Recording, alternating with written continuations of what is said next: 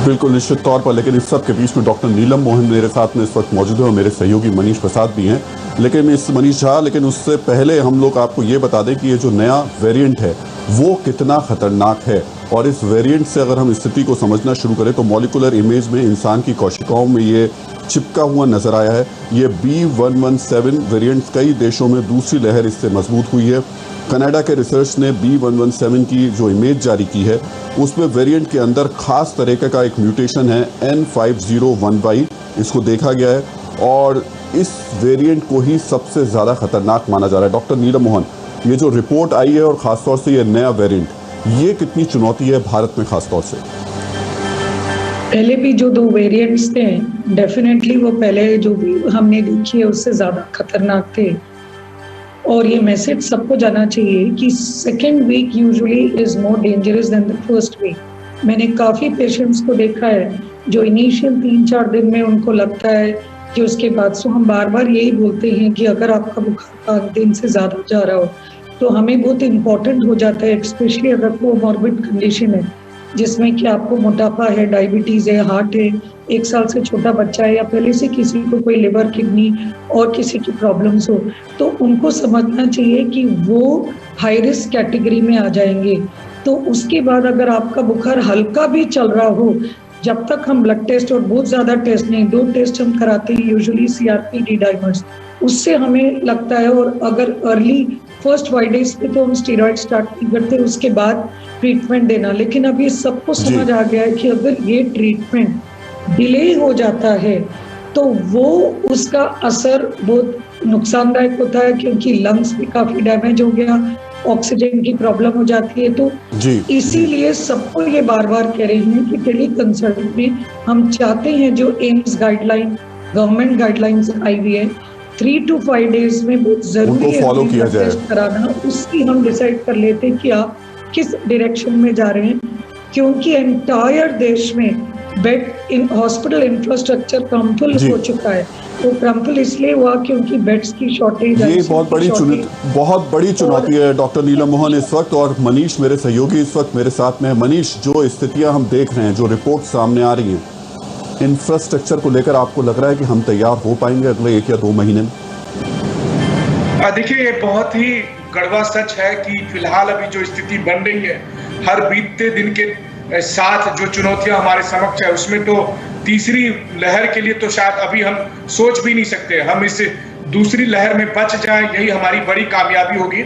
और जैसा कि भारत के वैज्ञानिक सलाहकार तक ने भी, जो प्रधानमंत्री के वैज्ञानिक सलाहकार हैं, उन्होंने भी इस बात को कहा है कि कोरोना की तीसरी लहर आने वाली है। तो अब केवल अमेरिकी रिपोर्ट की बात नहीं है। अब ऐसी स्थिति में सरकार प्रयास तो कर ही रही है, सुप्रीम कोर्ट की तरफ से भी सरकार पर दबाव बनाया जा रहा है, तमाम तरह की चीजें हो रही है, लेकिन हम कैसे इससे पार पाएंगे ये देखने वाली बात होगी।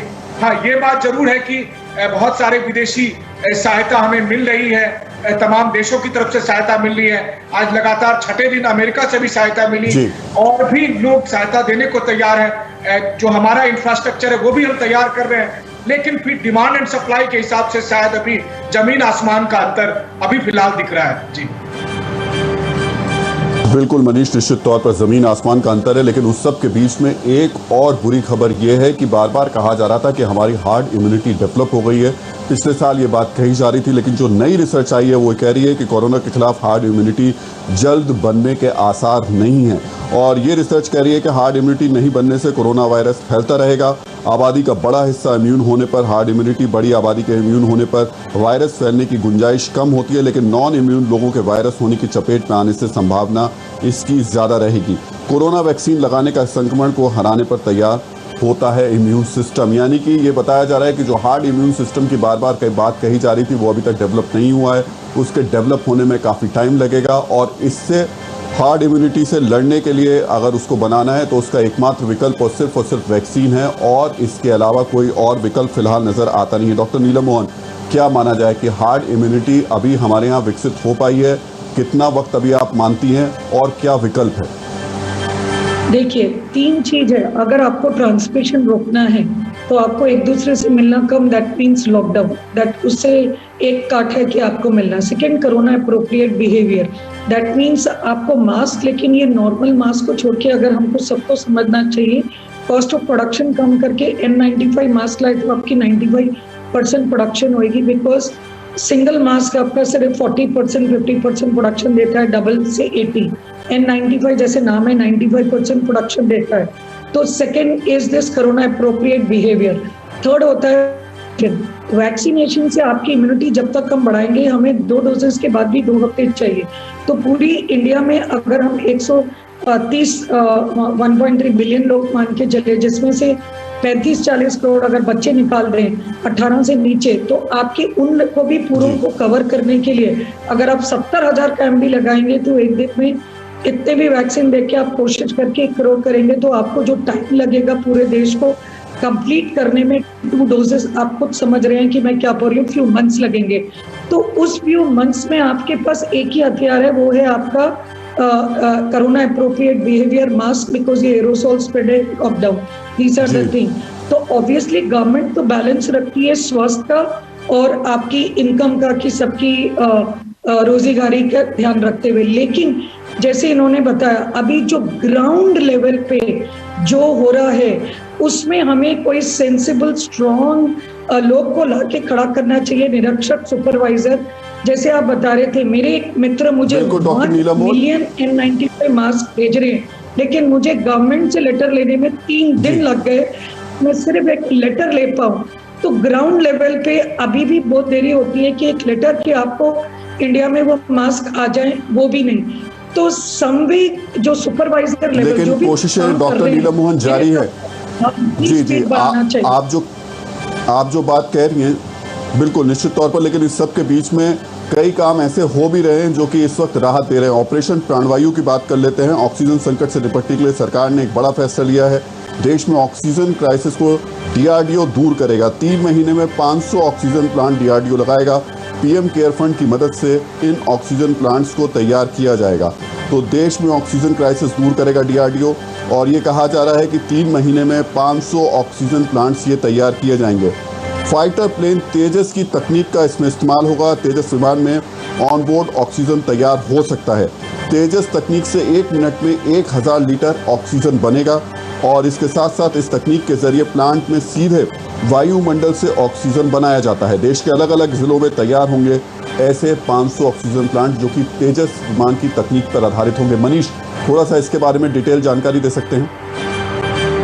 जी हाँ, बिल्कुल। देखिए, सरकार की तरफ से जो जानकारी मिली है उसके मुताबिक DRDO और फिर दूसरी और संस्थाएं कोशिश में है कि अलग अलग जो भी हमारे पास तकनीक उपलब्ध है उसके जरिए ऑक्सीजन प्लांट के जरिए ऑक्सीजन की पर्याप्त आपूर्ति सुनिश्चित की जाए। क्योंकि हमने देखा है कि अगर फ्रांस और जर्मनी से जो मोबाइल ऑक्सीजन प्लांट आए वो 1 घंटे के अंदर अस्पतालों में चालू हो गए और फिर उससे ऑक्सीजन मिलने भी लगा। तो उसी तरह से DRDO की कोशिश यही है कि इस तरह के जो तमाम मोबाइल प्लांट है वो तमाम अस्पतालों में लगाए जा सके और ऑक्सीजन की आपूर्ति सुनिश्चित की जा सके। लेकिन यहाँ पर राहुल जी, एक जो चिंता मेरी है कि अभी इन सब में कुछ हफ्ते लगेंगे, अगले कुछ महीने लगेंगे। यहाँ हम 1-1 घंटे के लिए तरस रहे हैं। जब हमारा प्रोग्राम चल रहा है तो दिल्ली का एक अस्पताल है जहाँ पर अगर ऑक्सीजन नहीं मिला तो छोटे छोटे बच्चे तक शायद नहीं बचा पाए। तो ऐसी स्थिति में जब हम 1-1 मिनट के लिए स्ट्रगल कर रहे हैं, शायद 3 महीने बहुत लंबा सफर हो जाता है। जी बिल्कुल, निश्चित तौर पर मनीष, निश्चित तौर पर इस वक्त दिल्ली में एक अस्पताल है जहाँ छोटे छोटे बच्चे सफर कर रहे हैं। मुझे लगता है सरकार को ध्यान देना होगा। लेकिन अब हम एक और खबर आपको बताने जा रहे हैं कि क्या नाखूनों में है कोरोना के लक्षण। जी हाँ, एक नई रिसर्च निकलकर सामने आई है जो बताती है कि नाखूनों को देखकर कोरोना की स्थिति को समझा जा सकता है। कोरोना संक्रमित लोगों के नाखूनों पर एक लाइन उभर आती है। कोविड-19 संक्रमण के कारण बदलाव इसमें देखने को मिलते हैं। गंभीर अवस्था में संक्रमण पर नाखूनों का शेष भी जो हिस्सा होता है वो बदल सकता है। क्या है ये पूरी की पूरी स्थिति, एक बार डॉक्टर अंशुमन हमें ये समझा रहे हैं। आइए इस रिपोर्ट को देखते हैं। नाखून में होने वाले बदलाव कोविड-19 बीमारी के दरमियान या बीमारी के बाद कुछ बदलाव होते हैं। बीमारी के दरमियान आमतौर पे दूसरे दिन, लक्षण आने के दूसरे दिन, मतलब स्मेल का चला जाना, बुखार आ जाना, उसके दूसरे दिन नाखून पे एक पतली हल्की सी लाल लकीर आती है जिसको टेक्निकली डॉक्टर ने कहा है रेड हाफ मून साइन। कुछ लोग इसको मीज लाइन कह रहे हैं। बेसिक ये है कि नाखून के हिस्से में इस तरह से अर्धचंद्राकार लाल रंग की लकीर आ जाती है। आमतौर पे हफ्ते से 10 दिन बाद ये लकीर चली भी जाती है। इसके पीछे की खास वजह अभी तक पता नहीं चला ऐसा क्यों होता है, लेकिन हाइपोथेसिस मतलब सिद्धांत ऐसा सोचा जा रहा है क्योंकि कोविड की बीमारी में वेस्कुलाइटिस मतलब ब्लड वेसल के अंदर इन्फ्लेमेशन या एक तरह की चेंजेस के कारण ये फाइंडिंग देखी गई है। डॉक्टर नीलम मोहन, कितना इस रिसर्च पे और कितना इस थ्योरी पर लोगों को अभी देखना चाहिए या भरोसा करना चाहिए? ये हम लोग सबको ये एक ऐसे बोलते हैं, सब मरीजों को जो प्रिंट भी लिख के दिया जाता है जब हम कोविड की ऑनलाइन कंसल्ट्स करते हैं कि आप जरूर अपने नाखून को देखें। बिकॉज क्या होता है, नाखून पे इवन थोड़ी सी अगर ब्लू कलर नाखून हो रहे हैं, इसका मतलब आपकी ऑक्सीजन कम हो रही है। तो ये एक गंभीर साइन है जिसमें हम इमीडिएटली बोलने को हॉस्पिटल पहुंचने को कहते हैं, ऑक्सीजन की जरूरत है। माफी चाहती हूँ कि हमारा देश जुगाड़ू नेशन समझते हैं, लेकिन ये जुगाड़ू से ही काफी लोग बच गए हैं।